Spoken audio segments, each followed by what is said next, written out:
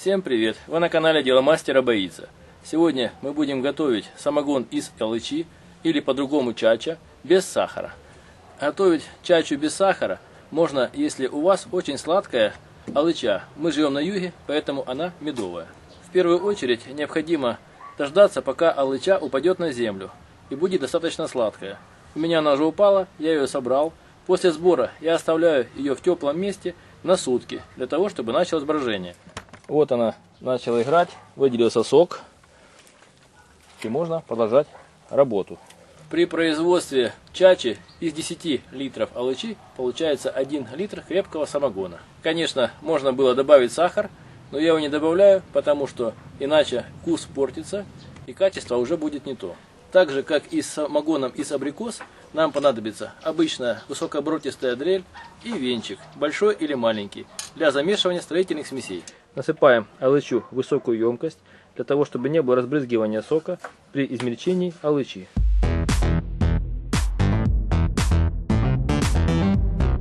Опускаем в алычу венчик и включаем дрель.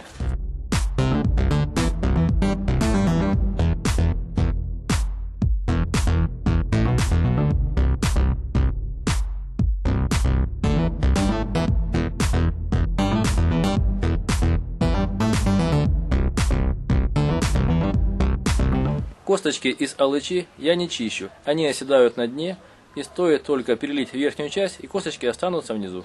В итоге получилось такое своеобразное желе.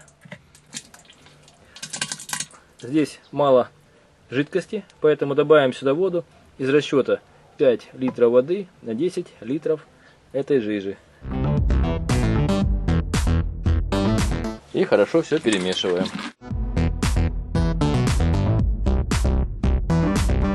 Желательно использовать гидрозатвор, но я использую обычную крышку для бочки, потому что она не плотная и будет потихонечку сбрасывать давление углекислого газа.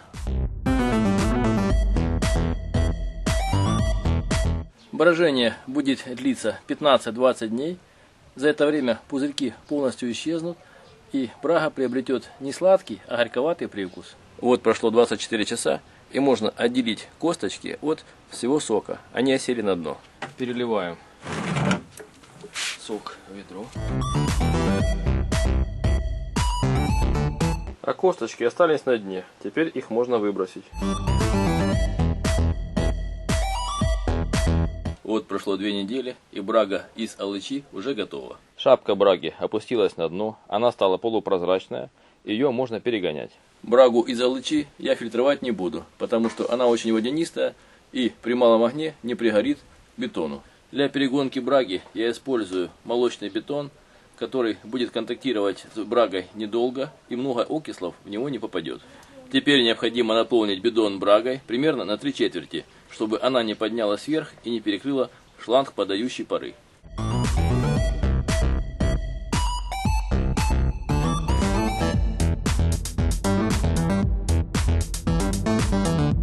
Сюда же я выливаю хвосты от предыдущей варки самогона.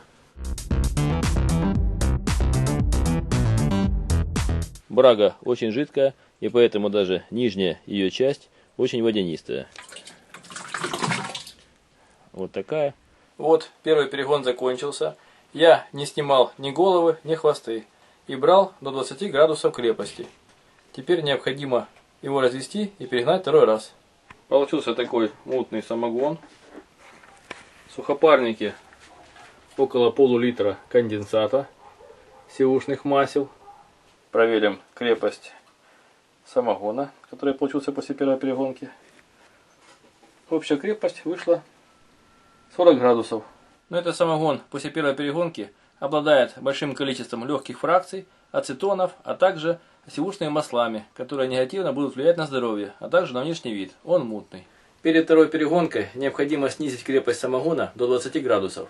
Моя крепость 40 градусов, поэтому необходимо его разбавить 1 к 1. На 10 литров самогона я добавляю 10 литров обычной отстойной водопроводной воды.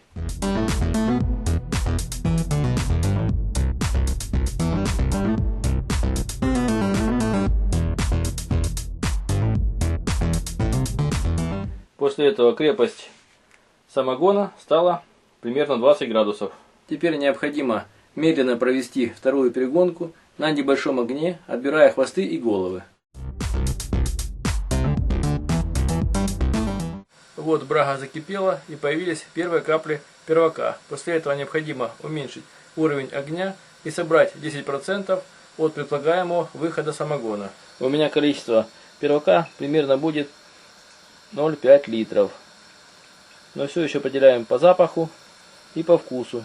Вот первые пол-литра первака налиты. Их необходимо отложить в сторону и использовать только наружно или для разжигания костров. Он прозрачный, чистый, но запах неприятный, с выраженным запахом ацетона. Следующие 150 грамм, которые были выгнаны после первых пол-литра первака, не имеют острого запаха, немного слабее по градусу и подойдут для приготовления хорошего самогона. Теперь собираем основную часть самогона, который называется телом, до 45 градусов крепости. В сухопарнике пока почти конденсата нет, значит самогон чистый. Вот крепость самогона упала до 45 градусов. Это хвосты, собираем их отдельно. Основная часть самогона, тело, имеет крепость 60 градусов. Необходимо его разбавить до 45 градусов с помощью очищенной бутилированной воды. Для разбавления до 45 градусов этого самогона необходимо использовать 1 литр очищенной воды. Смешиваем все в нержавеющем ведре. Сначала наливаем воду и затем самогон. Выливаем литр воды. 3 литра самогона.